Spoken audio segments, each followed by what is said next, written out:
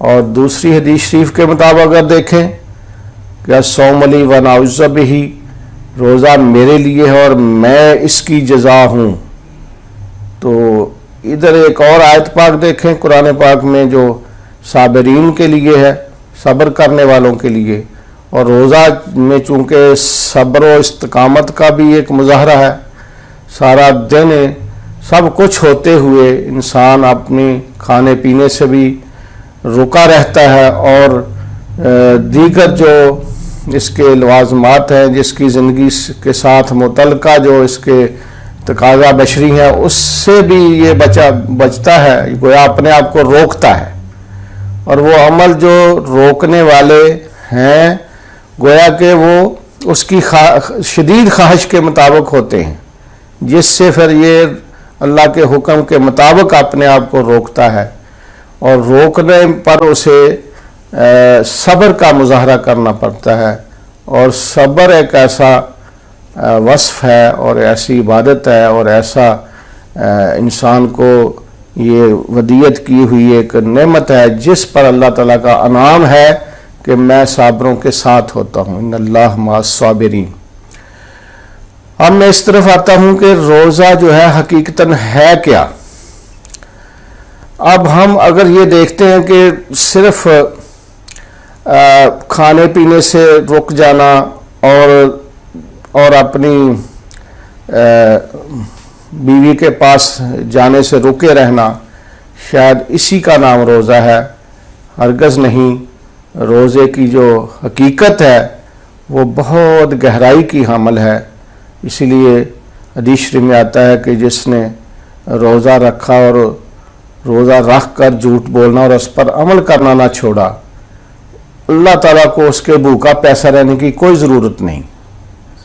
تو یہ سمجھیں کہ جتنی بھی عبادات ہیں ان سب کی قبولیت جو ہے وہ اخلاص کے ساتھ ہے.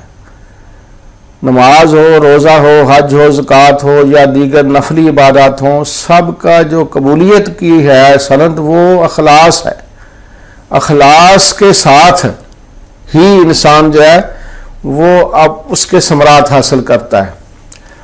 تو اگر یہ بندہ سارا دن بھوکا پیاسا رہتا ہے مگر جھوٹ بولنا اور اس پر عمل کرنا نہیں چھوڑتا، تو اللہ تعالیٰ کو اس کے بھوکا پیسہ رہنے کی کوئی ضرورت نہیں ہے، کوئی حاجت نہیں ہے. گو ویسے تو کسی عمل کی حاجت اللہ کو نہیں ہے، مگر اس سے یہ صاف واضح ہوتا ہے کہ اللہ تعالیٰ کے ساتھ تم دھوکہ نہیں کر سکتے ہو.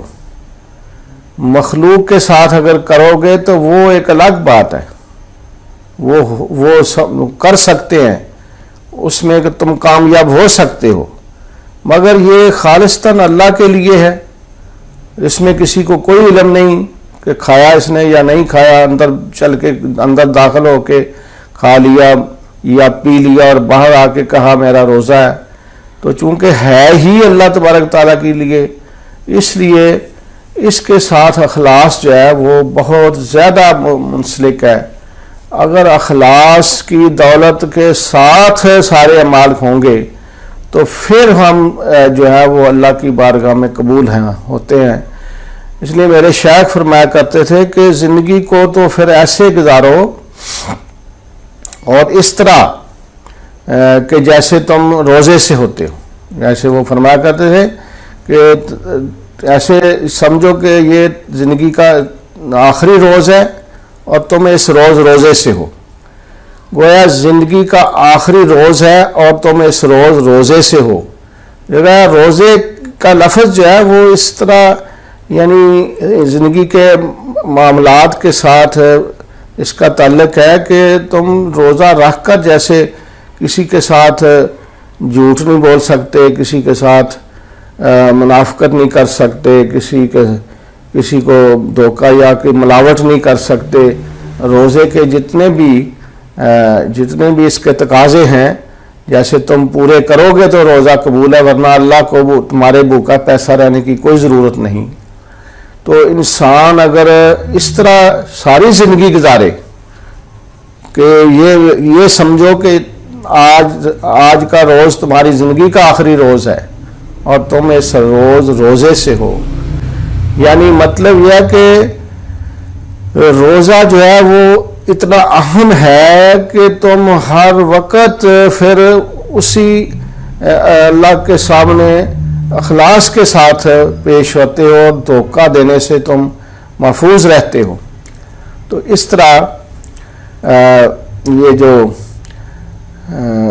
اخلاص کا نعمت ہے، یہ پھر اس میں انسان کو مزید اللہ تعالیٰ جو ہے وہ انعام عطا فرماتے ہوئے اس کو اپنا دیدار عطا کرتا ہے۔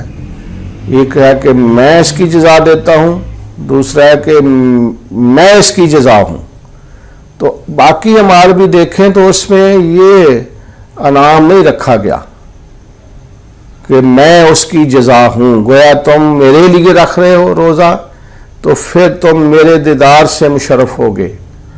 یہ عبادت واحد ہے رمضان شریف میں کہ جس کے ساتھ اتنا بڑا انعام رکھا گیا ہے، اور اس کے ساتھ چونکہ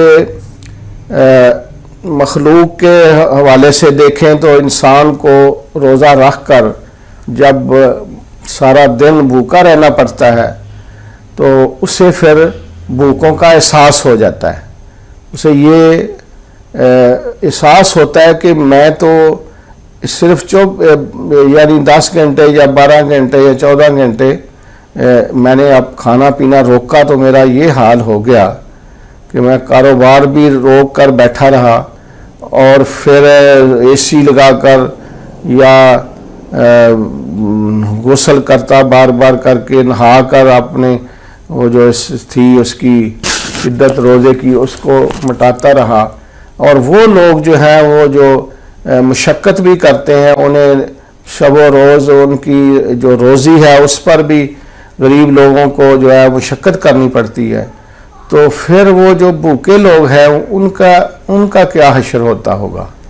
تو سب سے بڑی ایک اس کا فیض اس وجہ سے بھی ہے کہ انسان کو دوسرے انسانوں کے بھوکا پیاسا رہنے کا احساس نصیب ہوتا ہے، اور جب احساس ہوتا ہے تو پھر اس کو خلق خدا کے ساتھ ہمدردی کرنے کا اور ان سے محبت سے پیش آنے کا، ان کے ساتھ ان کے دکھ درد بٹانے کا جو اللہ تعالیٰ کی طرف سے اسے توفیق ملتی ہے، تو اس سے پھر اس کے درجات جو ہے وہ بہت زیادہ بلند ہونا شروع ہوتے ہیں۔ اب اہل اللہ نے اس امر کو جو دوسروں کے ساتھ ہمدردی اور دوسروں کو کھانا کھلانے کا جذبہ